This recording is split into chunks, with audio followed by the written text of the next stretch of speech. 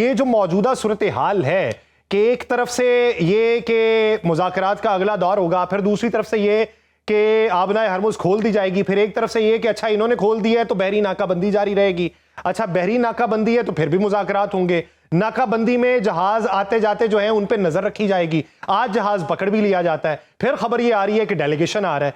Sir, ये pressure tactic के तौर पे जो टूल्स अप्लाई किए जा रहे हैं दोनों अतराफ से, क्या ये कारगर होंगे या फिर ये बेवजह की रियाजत है जो दोनों अतराफ से जारी है? बहुत शुक्रिया यासिर साहब, आपने इनवाइट किया। देखिए, मेरा ख्याल है ये गेम ऑफ नर्व चल रही है। इन प्रिंसिपल बहुत ज्यादा फर्क रह नहीं गए। ऑप्टिकली अब मैच क्लोजिंग की तरफ जा रहा है। ऑप्टिकल का मतलब ये है कि ऑन द लाइटर नोट आपके व्यूअर ज्यादातर आपकी तरह यंगस्टर हो गए। वो होता है ना कि आखिरी मुक्का बॉक्सिंग में किसने मारा था, ताकि वो असल में मैं ही जीता हूं क्योंकि मैंने आखिरी बॉक्स मारा था। तो आई थिंक वो चल रहा है। अनफॉर्चुनेट पार्ट है, इसमें कोई शक नहीं है। This was on the lighter note में ये कह रहा था। दोनों तरफ से बहुत प्रेशर है। प्रेसिडेंट ट्रंप जब ये बहुत ज्यादा सख्ती करते हैं, बयानात ऐसे देते हैं कि तहजीब मिटा दूंगा, तो फिर ऑयल की कीमतें चढ़ जाती हैं, मार्केट्स पैनिक कर जाती हैं, फोकस प्रेसिडेंट ट्रंप पे हो जाता है, पॉपुलैरिटी रेट गिर जाता है। उसके बाद जब वो नरम होते हैं और कहते हैं कि बस हो रहा है, इस्लामाबाद हो गया तो मैं खुद जाऊंगा, तो एकदम एक गुडविल जेस्चर जरूर जाता है। लेकिन जो उनके मुखालफीन है, और जाहिर है मुखालफीन इस वक्त ज्यादा है अमेरिका में, वो समझते हैं कि अगर इतनी सेक्रीफाइस करने के बाद या इतनी कुर्बानियां देने के बाद ग्लोबली अगर आपने इतना कॉम्प्रोमाइजिंग स्टेटस पर जाके सुलह करनी थी, तो ये तो शिकस्त हो गई अमेरिका की। हम तो सुपर पावर हैं, हम तो इनविंसिबल हैं, हम तो इनवर्नरेबल हैं। तो फिर वो दूसरी तरफ कीमत देनी पड़ती है। उनको पॉपुलैरिटी ऑलरेडी गिर रही हो, और अगर आपको ये लगे कि आप डिफीटेड मेंटेलिटी के साथ या एक नेगेटिव के साथ सुलह करने जा रहे हैं और ईरान हावी हो गया, तो वो भी कबूल नहीं होता, तो वो स्विंग करते हैं। अब आते हैं ईरान की तरफ। ईरान के भी डिलेमा यही है। वो ये है कि जाहिर है उन्होंने एक न्यू फाउंड एक रेलेवेंस गेन की है, न्यू फाउंड बार्गेनिंग लीवरेज उनको मिली है 3 डायमेंशन में। नंबर 1, उन्होंने एक प्रोहिबिटिव कॉस्ट इंपोज की इजराइल को, जितनी डिस्ट्रक्शन कॉज की वन प्रेसिडेंट ईरान और इजराइल की वॉर की हिस्ट्री में। नंबर 2, आपने देखा कि उन्होंने कहा था कि हम स्टेट ऑफ हॉर्मुज को बंद करेंगे, 47 साल से कह रहे थे, मैनिफेस्ट करके दिखा दिया, ये सरप्राइज था। तीसरी न्यू फाउंड लीवरेज उनको है, उन्होंने कहा था कि ये जंग इस सिकदे तक महदूद नहीं रहेगी, फैल जाएगी। उन्होंने कामयाबी से रीजनलाइज कर दी जंग, एथिकली नहीं, मैं मिलिटरीली पॉइंट ऑफ व्यू से सिर्फ कह रहा हूं। तो उन्होंने रीजनलाइज करने के बाद देखा कि ये तो हमारी न्यू फाउंड रेलेवेंस भी है, न्यू फाउंड बार्गेनिंग लीवरेज भी हमें मिली है।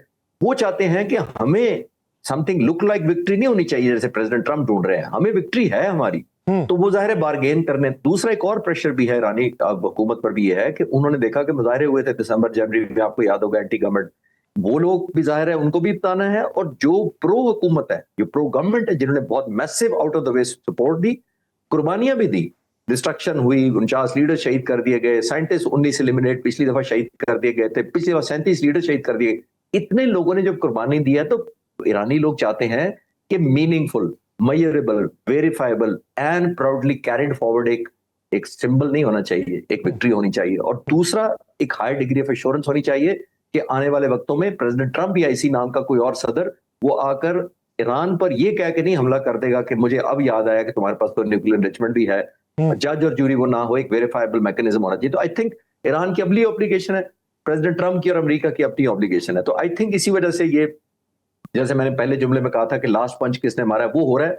वेरी अनफॉर्चुनेट, ऑल्दो इतनी बड़ी जाहिर है जंग के बाद, खौफनाक तबाही के बाद, ग्लोबली हॉस्टेज बनी हुई इकोनॉमी, उसके बाद ये ऑप्टिकली इसको देखना, यानी परसेप्शन बिल्ड करने के लिए इतना करना कि जहाज रोक लिया, फायरिंग कर दी, हमने कब्जे में ले लिया, ये अमेरिका जैसे मुल्क के लिए बहुत छोटी टेक्टिकल अचीवमेंट्स हैं। इसके अंदर मेरा नहीं ख्याल कि टेक होम को ज्यादा मिल रहा है मेरी नजर।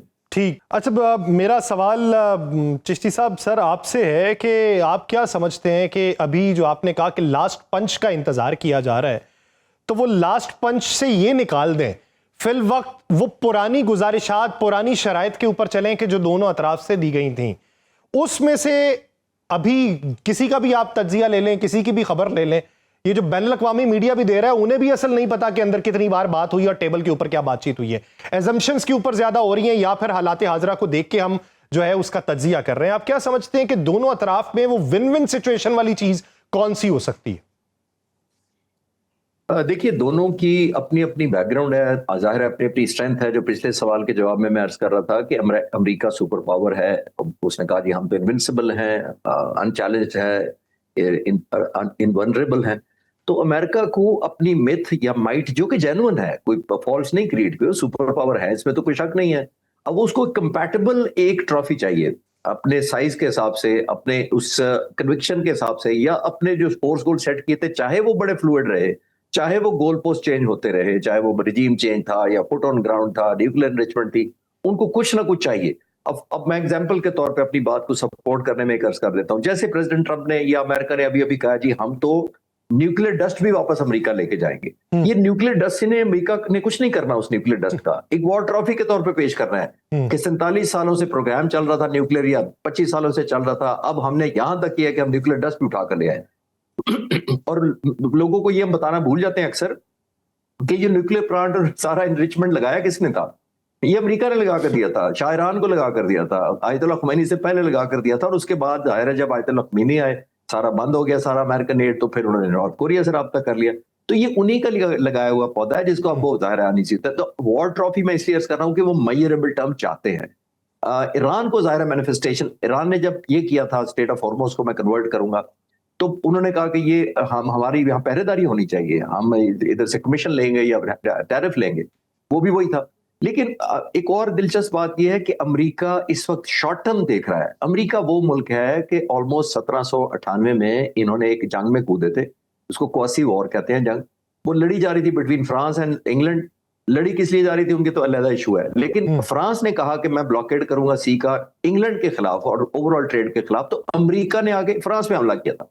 इस वजह पे वो कहता था कि ये सी लाइंस ऑफ कम्युनिकेशन की सेफ्टी जो है वो ग्लोबल इकोनॉमिकली बड़ी जरूरी है, हमारा जिम्मा बनता है।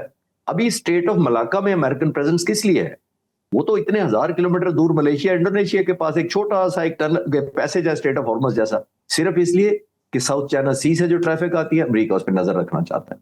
तो सी लाइंस ऑफ कम्युनिकेशन आप नाम लेते हैं कि हम खुला रखने के लिए अपनी इन्वॉल्वमेंट करते हैं, लेकिन as a tool of influence भी यूज आप करते हैं।